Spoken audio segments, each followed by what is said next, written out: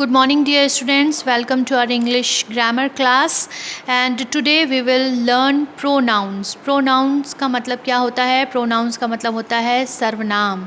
Fine, हम already noun पढ़ चुके हैं, संज्ञा पढ़ चुके हैं और अब हमको स्टार्ट करना है हमारा प्रोनाउंस. तो प्रोनाउंस क्या होते हैं, इनका कैसे यूज़ होता है, कितने टाइप्स के होते हैं ये, और एक्चुअली इनका यूज़ कहाँ पर होता है, ये हम जानेंगे अपने इस वीडियो में. फाइन, सो हम देखते हैं कि प्रोनाउंस क्या होते हैं. अ pronoun is a word used in place of a noun.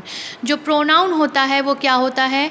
एक वर्ड होता है जो कि किसके स्थान पर यूज़ किया जाता है? नाउन के स्थान पर यूज़ किया जाता है. नाउन, आपको मालूम है कि नाउन क्या होता है. मैंने आपको एक ईजी सा एक इसका डेफिनेशन ये दिया था. डेफिनेशन नहीं समझेंगे, हम इसका बोलेंगे कि ईजी सा मैंने आपको एक वर्ड बताया था कि हमारे आसपास जितनी भी चीज़ें हैं वो क्या हैं? नाउन हैं. ठीक है, जितनी भी चीज़ें हैं वो क्या हैं? नाउन हैं.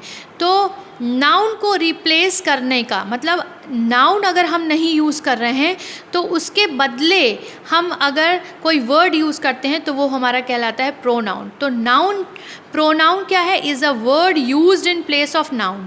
मतलब नाउन की जगह पे जो वर्ड यूज़ किया जाता है उसको हम बोलते हैं pronoun. Fine, all pronouns stand for one और three persons they are.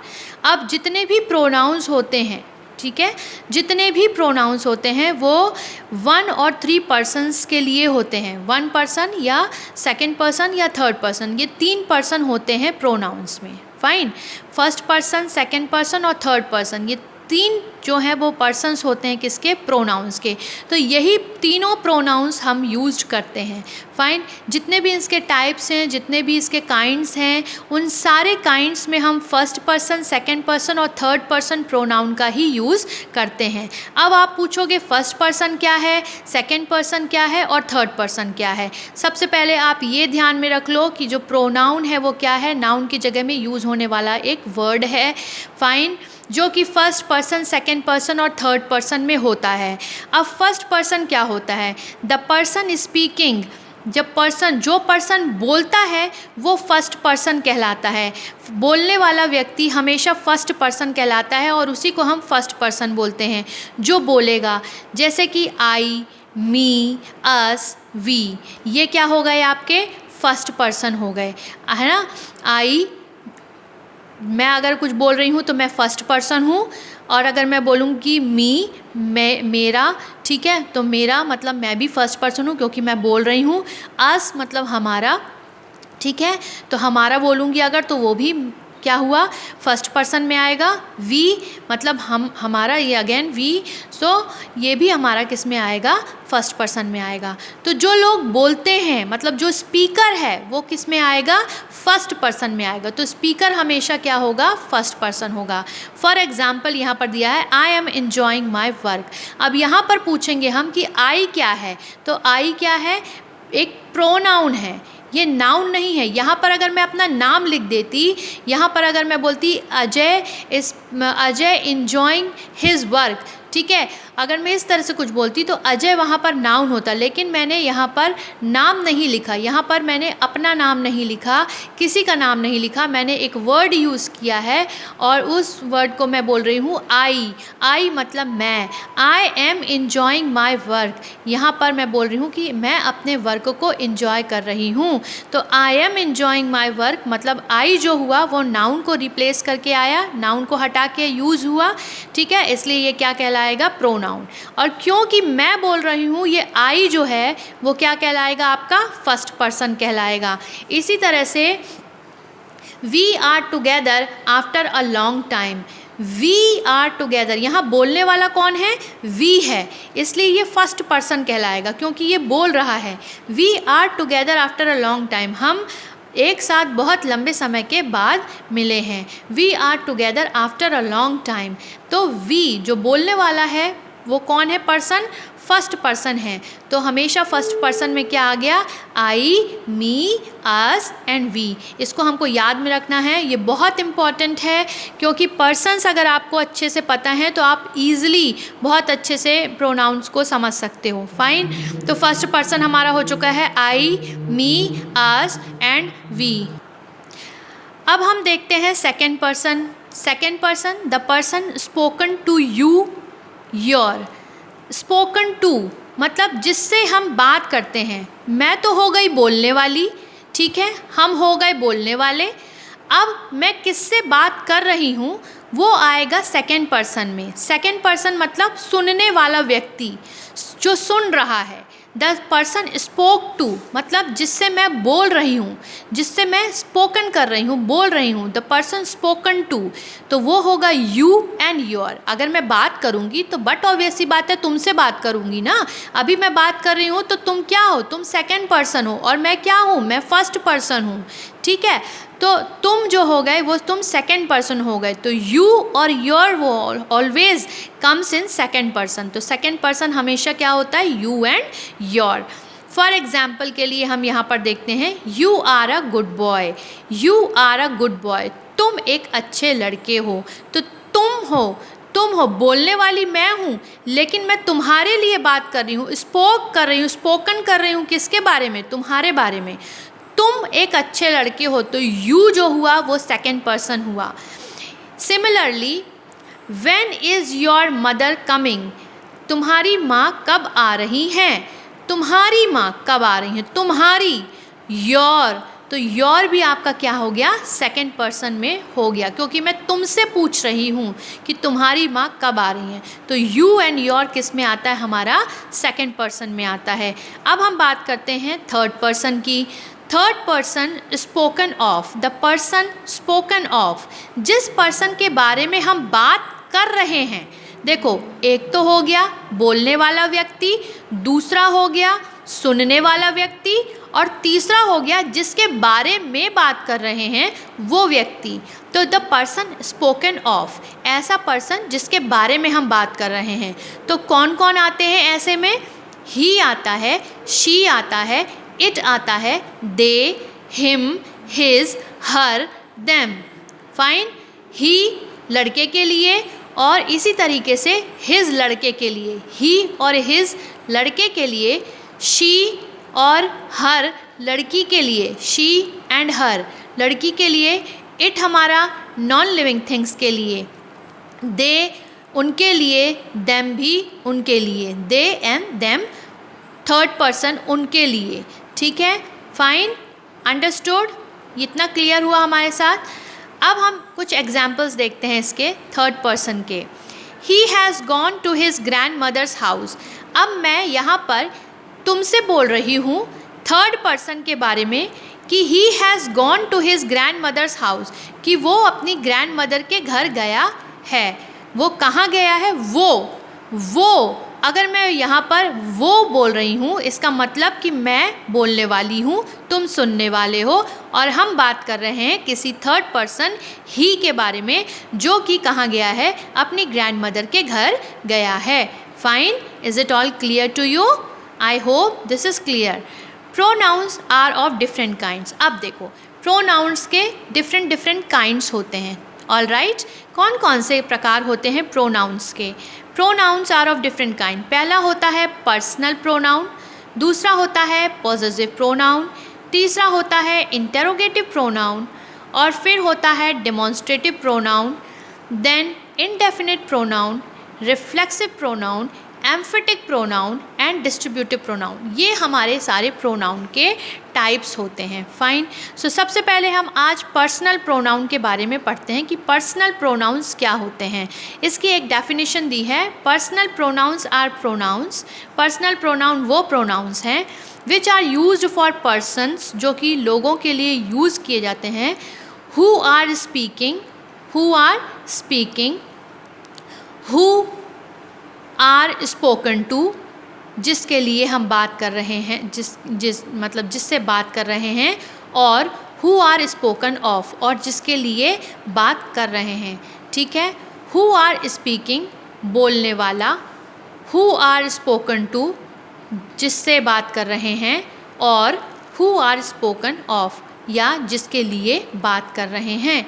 There are 3 forms of personal pronoun. Personal pronoun के 3 फॉर्म्स होते हैं। फाइन।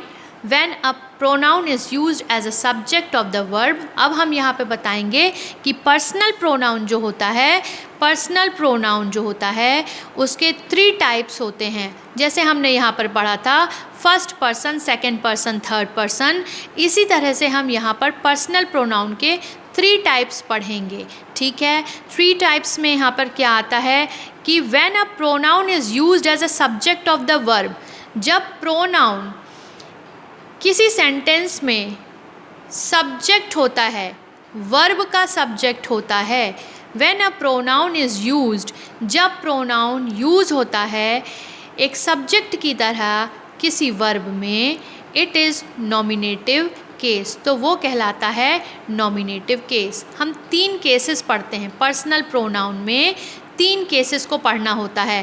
पहला है नॉमिनेटिव केस, दूसरा है ऑब्जेक्टिव केस और तीसरा होता है possessive case. Fine, nominative case, objective case and possessive case, जिसको हम बोलते हैं नॉमिनेटिव को सब्जेक्ट, ऑब्जेक्टिव को ऑब्जेक्ट और पॉसेसिव केस को पॉसेसिव बोलते हैं। फाइन, तो हम यहाँ पर पढ़ रहे हैं पर्सनल प्रोनाउन के अंदर 3 प्रकार के प्रोनाउंस, जैसे कि when a pronoun is use, मतलब 3 प्रकार के फॉर्म्स पढ़ रहे हैं। पर्सनल प्रोनाउन के भी 3 प्रकार के फॉर्म्स हैं ये। ठीक है, ऑल राइट। तो पहला है when a pronoun is used as the subject of the verb, it is nominative case. तो ये क्या हो जाएगा, नॉमिनेटिव केस हो जाएगा जब किसी सेंटेंस में ये सब्जेक्ट की तरह यूज़ होगा तो वो हो जाएगा नॉमिनेटिव केस या फिर हम बोल सकते हैं सब्जेक्ट। ऑल राइट, एग्जाम्पल के लिए देखो, she told us about your problem, she told us about your problem, she told us, who told us, okay, she told us, she is the subject. बात करने वाला व्यक्ति कौन है, कौन है बात करने वाला व्यक्ति, यहाँ पर शी है, तो शी क्या हो जाएगी, सब्जेक्ट हो जाएगी। जिसके बारे में बात कर रहे हैं वो हमेशा सब्जेक्ट होता है किसी भी सेंटेंस में। किसी भी सेंटेंस में सब्जेक्ट वो होता है जिसके बारे में बात किया जा रहा है। तो हु टोल्ड अस, यहाँ पर अगर हम वर्ब, ये टोल्ड वर्ब है, अगर हम इसमें हु लगाएंगे, क्वेश्चन करेंगे हु टोल्ड अस, तो हमको आंसर मिलता है शी टोल्ड अस। तो इसका मतलब शी क्या है, सब्जेक्ट है, तो शी इज़ द सब्जेक्ट। तो ये हो गया हमारा नॉमिनेटिव केस, जहाँ पर ये सब्जेक्ट की तरह यूज़ हो रहा है। दूसरा आता है when a pronoun is used as the object. ऐसा प्रोनाउन जब किसी सेंटेंस में ऑब्जेक्ट की तरह यूज़ हो तो वो ऑब्जेक्टिव केस कहलाता है। जैसे कि इन द अबव सेंटेंस, मतलब इसी सेंटेंस में अगर आप देखेंगे तो she told us, she told अस, ठीक है, शी टोल्ड अस, उसने हमसे बोला, शी टोल्ड अस, किससे बोला, हमसे बोला, okay, she told whom, she told us. तो when a pronoun is used as the object, object की तरह, शी टोल्ड, किससे बोला उसने, अस से बोला। फाइन, फाइन, तो शी टोल्ड अस, तो यहाँ पर अस जो हुआ वो ऑब्जेक्ट की तरह यूज़ हो रहा है, क्योंकि शी किससे बोल रहा है, अस से बोल रहा है, किससे बोल रहा है, अस से बोल रहा है, तो अस यहाँ पर क्या हो गया, ऑब्जेक्ट हो गया, तो it is the objective case. तो ये ऑब्जेक्टिव केस है। So in the above sentence us is the object of the verb. यहाँ पर वर्ब क्या है, टोल्ड। अभी हम वर्ब पे नहीं पहुँचे, इसलिए मैं आपको वर्ब बहुत ज़्यादा नहीं बता रही हूँ, बस ये किससे बोल रहा है, अस से बोल रहा है, तो इतना समझ लो कि अस क्या हो गया, हमारे लिए एक ऑब्जेक्ट हो गया। ठीक है, अब है नेक्स्ट हमारा when a pronoun denotes possession. ऐसा प्रोनाउन जिसमें पोजेशंस पा, मतलब जो मेरा है, जो मेरे पास है, जो जिसमें मेरा अधिकार है। पोजेशंस का मतलब होता है अधिकार। तो when a pronoun denotes possession, जब प्रोनाउन पोजेशन के बारे में बताता है, ठीक है, मतलब हमारे अधिकार के बारे में बताता है, ऐसा प्रोनाउन जो हमारे अधिकार को शो करता है, वैसा प्रोनाउन कहलाता है पॉसेसिव केस। इसको हम बोल सकते हैं पॉसेसिव। ठीक है, तो in the above sentence your, she told us about your problem. किसकी प्रॉब्लम? तुम्हारी प्रॉब्लम। तो यहाँ पर किसका है अधिकार प्रॉब्लम पे? तुम्हारा। किसकी प्रॉब्लम है? तुम्हारी प्रॉब्लम है। तो प्रॉब्लम पे अधिकार किसका है भाई? तुम्हारा है ना। तो तुम क्या हो गए? योर क्या हो गया? योर हो गया पोजेशन, ठीक है, पॉजेसिव। तो ये हो गया हमारा पॉजेसिव। तो when pronoun denotes possession, it is possessive case. In the above sentence, your is in possessive case. It answer the question whose problem? किसकी प्रॉब्लम? तुम्हारी प्रॉब्लम। किसका खाना? तुम्हारा खाना। तो जब भी किसका, किसकी आए और उसका आंसर मिले तो इसका मतलब वो क्या है? तुम्हारा, तुम्हारी, हमारा, हमारी, मेरा, मेरी। अगर ये आंसर मिलता है इसका मतलब वो क्या हो गया? पॉसेसिव केस हो गया। अब आप इसको बहुत अच्छी तरह से इस टेबल को देख लीजिए। यह है नॉमिनेटिव के सब्जेक्ट जहाँ पर आते हैं I, you, he, she, it. Fine. Objective case में आपके आएंगे me, you, him, her, it. Positive case में आपके पास आएंगे माई, योर, हिज, हर और इट्स। ये कब होंगे? सिंगुलर में। जब सिंगुलर सब्जेक्ट की बात चलेगी तब नॉमिनेटिव केस में इनको यूज़ किया जाएगा, ऑब्जेक्टिव केस में इनको यूज़ किया जाएगा और पॉजिटिव केस में इनको यूज़ किया जाएगा। ठीक है, ऑल राइट। और जब हम प्लूरल्स की बात करेंगे, तो प्लूरल्स में हमारे पास क्या है कि प्लूरल्स में हमारे पास ये एक टेबल है। इस टेबल को आप ध्यान से देखेंगे, ये प्लूरल्स की टेबल है। जब हमारा सब्जेक्ट प्लूरल है, ठीक है, तो हमारे सब्जेक्ट प्लूरल में हम नॉमिनेटिव केस में वी, यू, दे का यूज़ करेंगे। ऑब्जेक्टिव केस में हम ऑब्जेक्ट को एज अ ऑब्जेक्ट प्लूरल में हम अस, यू और देम का यूज़ करेंगे। और पॉजिटिव केस में प्लूरल्स में हम यूज़ करेंगे आवर, योर एंड देयर। तो इस टेबल को आप, ये जो दो टेबल मैंने आपको अभी दिखाई हैं, इन दो टेबल को आप अपनी कॉपी में इसकी डेफिनेशन को, इसके एग्जाम्पल्स को अच्छी तरह से लिख लेंगे so that it can be easy for you. आगे के जो काइंड्स हैं प्रोनाउन के वो हम नेक्स्ट क्लास में पढ़ते हैं। Thank you.